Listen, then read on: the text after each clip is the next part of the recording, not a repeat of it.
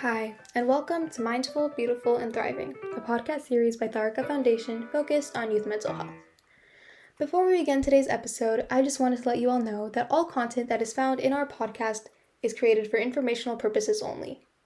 This content is not intended to be a substitute for professional medical advice, diagnosis, treatment, or therapy. Always seek the advice of your physician or other qualified health provider with any questions you may have regarding a medical condition, and never disregard professional medical advice or delay in seeking it because of something you have heard in this podcast. Thank you so much, and without further ado, let's get started. Welcome to Mindful, Beautiful, and Thriving, a space where we explore how to live with intention, raise compassionate children, and build communities rooted in empathy and courage. Today's special episode is deeply inspiring. I am joined by two remarkable young leaders from Return Gift. Evanka Parekh, who is the president of Return Gifts, and Eashan Parekh, chapter president of Mission San Jose.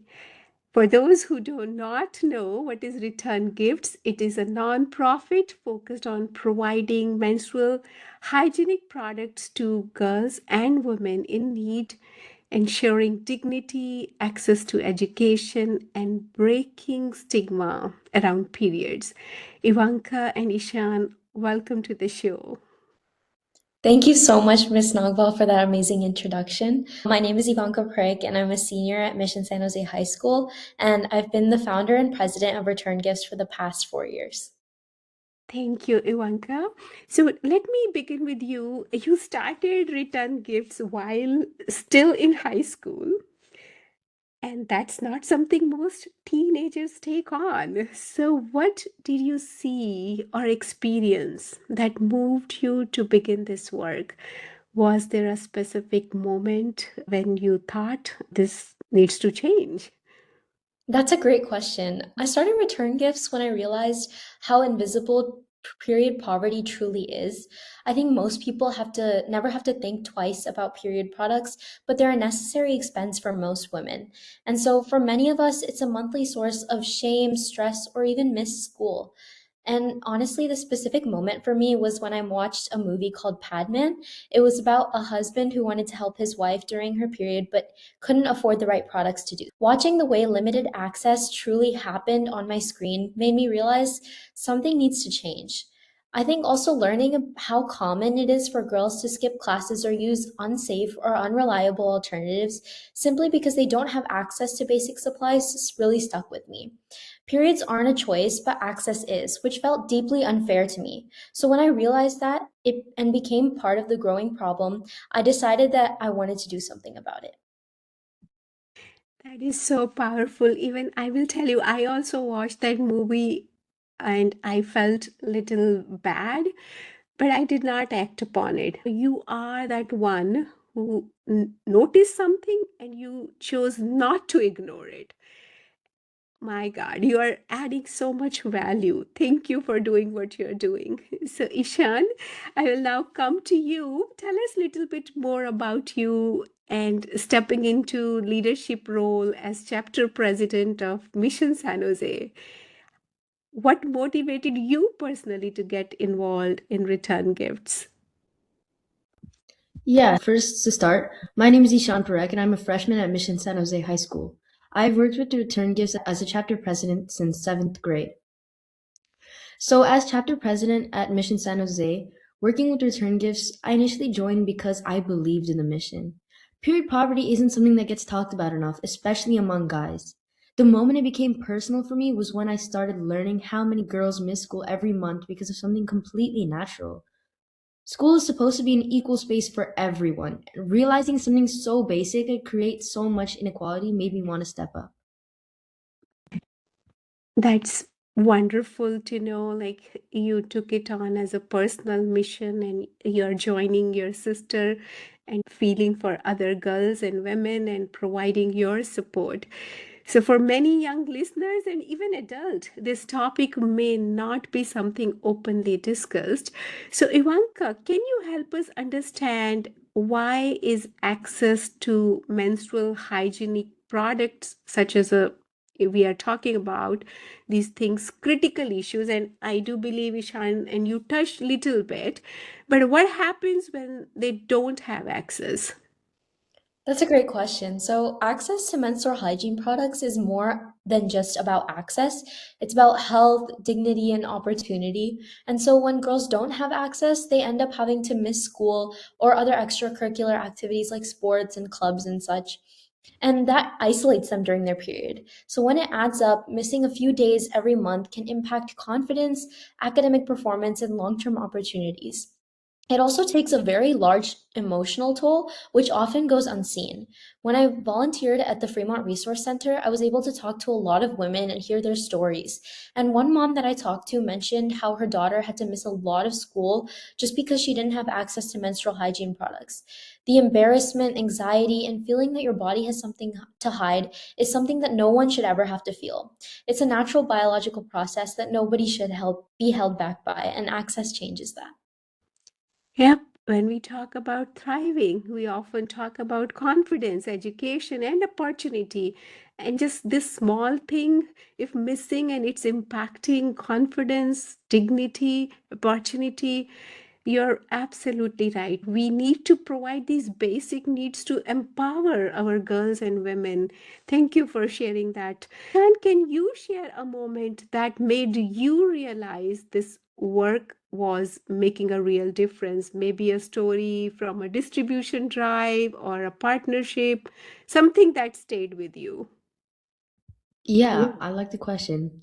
So, one moment that really stayed with me was during a Fremont Resource Center distribution drive. In that drive, we provided gift bags filled with sanitary napkins that would last a couple months. When we saw how much the products were really needed and appreciated, and the gratitude and relief on people's faces when they received it, that made me truly see the impact that we were making. Thank you. Thank you for sharing. Ivanka, return gift, as you are saying, you have partnered maybe organization to distribute products directly to those in need. So, what has it been collaborating with community groups? What have you learned about the community through this work? That's a great question. Working with these community groups has been really eye-opening. Learning about where the needs are and how to reach people with trust and respect has been one of the most meaningful parts of this journey.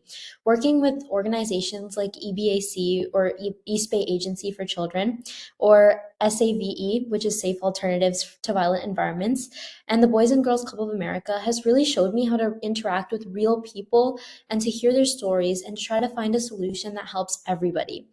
I realized how powerful a collective effort can be when so many people genuinely care about the same mission.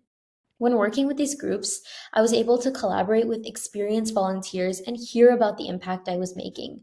Specifically, when I was volunteering at EBAC, Miss Julie West, who was our liaison, told me where and to whom they were going to be distributing to and how it was going to help over 300 girls across East Bay that month.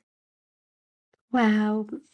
So, Ivanka, I can tell you all these leadership skills, what you are developing or developed so far, are going to definitely take you long way on your journey. In the age of AI, it's all about becoming more human, collaborating with others. You used a word trust, right? Trusting each other and working for a common cause. What a powerful story. But what was the hardest part of this journey? How did you stay motivated? I'm sure whenever you go on a new unterritory, uncharted path, challenges may come. So I'm very keen to know what was the hardest part of your journey. Definitely. I think being a young person, it's so intimidating to try new things. And I think the hardest part about this journey has definitely been fundraising. When you're young and starting something new, asking people to donate or support your work, it just feels really daunting. And so fundraising has taught me a lot of resilience. I learned that a no isn't necessarily a rejection of the mission, it's more about timing or resources or capacity. And so when I stood outside stores asking for donations or sent out donation flyers, it taught me to be persistent.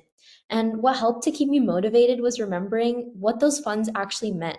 Every single donation translated into real products, real impact, and one more girl who didn't have to worry about going without basic necessities. Thank you, Evanka. And I will tell you, I'm also a woman in technology sector. And when I was entering that sector, I did not have courage to ask for help. And listening to you won't hesitate to ask. So I'm so glad you are having that experience right now. And when you enter tomorrow's workforce, you don't need to have any stigma, or you don't need to hold yourself back asking for help. So I'm so proud of you. So, Ishan, now to you, what leadership lesson have you learned? What you wish more students understood? Yeah, one really important lesson that I've learned throughout my time here is that leadership is about taking responsibility and being consistent. A lot of students think you have to be the most outgoing person out there to lead, but it's really about showing up, following through, and overall supporting your team. Leadership also means listening and understanding different perspectives and making sure everyone works as a unit. Beautiful. I love that. To be honest, as I said, I'm an IT professional, and I do observe that leadership is not about title. It is about responsibility, empathy, and persistence. And both of you embody that. So you are leaders already, whether you know it or not. Yeah, small nonprofit titles, though, that's important. But I think having those life skills is the need of the hour, and both of you are embodying that. So I'm so proud of you. So now I want to speak directly to the kids and teens listening today. Maybe they feel inspired by your story, but think, I am too young, I don't know where to start, I don't have resources. So Ivanka, what would you say to them? I really appreciate your kind words, and I think I would tell them that being young is an advantage and not a weakness. You don't need a perfect plan to start making a change. You need compassion and the willingness to try. I think failing and being rejected, it's all part of the journey, but when it's worth it when you can see the change that you help make. And impact doesn't come from having everything figured out. It comes from having the courage to start regardless. Absolutely, absolutely. Thank you. So, Ishan, what is one simple action a student can take this month to make a difference in their own school or community? Yeah, I think that's a very empowering question. So something super simple that some student can do this month to make a difference is just to start a conversation. It could be as simple as talking to a teacher about stocking products in restrooms, or organizing a small donation drive with friends, or even just educating classmates about their cause. Change doesn't have to start big. It simply has to start. Absolutely. I love that. It's not about doing something huge, it's about something meaningful. That small conversation, right? Even courage needs to be there to begin a conversation. And you gave wonderful ideas to our students. So thank you for that.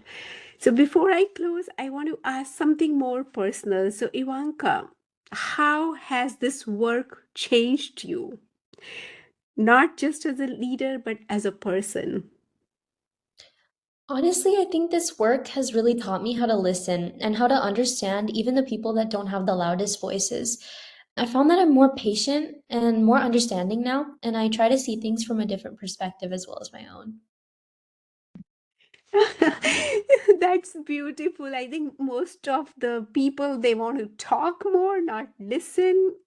And active listening is so important. That empathy, compassion you were talking before is the need of the hour. So thank you for sharing that.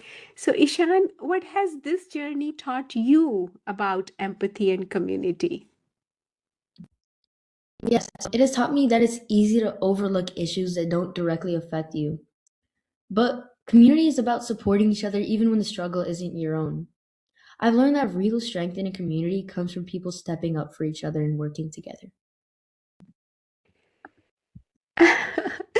You're absolutely right. Boys and men, they shouldn't think, hey, it's not my issue. Why should I need to care about it? Why I need to get involved? But you're absolutely right. We are in it together. We need to support each other. We need to step up for each other.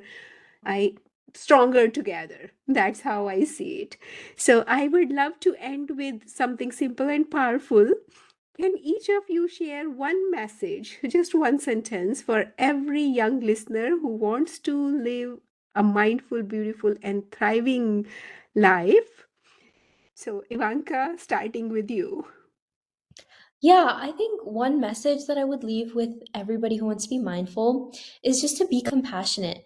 Listen to everybody and make sure you're aware of all the present people around you and what everybody's doing, just so you can keep in mind and lead with confidence. Wonderful. Shan, what would you like to say? Yeah, so one message I would definitely give to anyone watching is just to begin.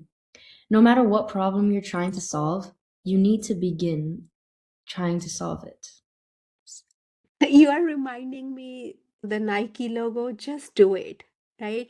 Do not procrastinate, do not overthink, just get into action. And the 1,000 miles journey begin from that first step, right? So you are encouraging us to take action. Thank you so much. To everyone listening, thriving is not just about success, it's about awareness, it's about compassion, it's about noticing a problem and choosing to act. Ivanka and Ishan reminds us that you are never too young to lead, never too small to make an impact, and never powerless when your heart is aligned with purpose. Thank you both for being here and for the work you're doing to create dignity, opportunity, and hope. This is Mindful, Beautiful, and Thriving. Until next time, live consciously, love courageously, and serve generously. Thank you so much for joining us today. Thank you so much. Thank you so much for this opportunity, Ms. Nagpal. We really appreciate it. We appreciate your presence here. Take care. You are listening to Mindful, Beautiful, and Thriving, a podcast series by Tharaka Foundation.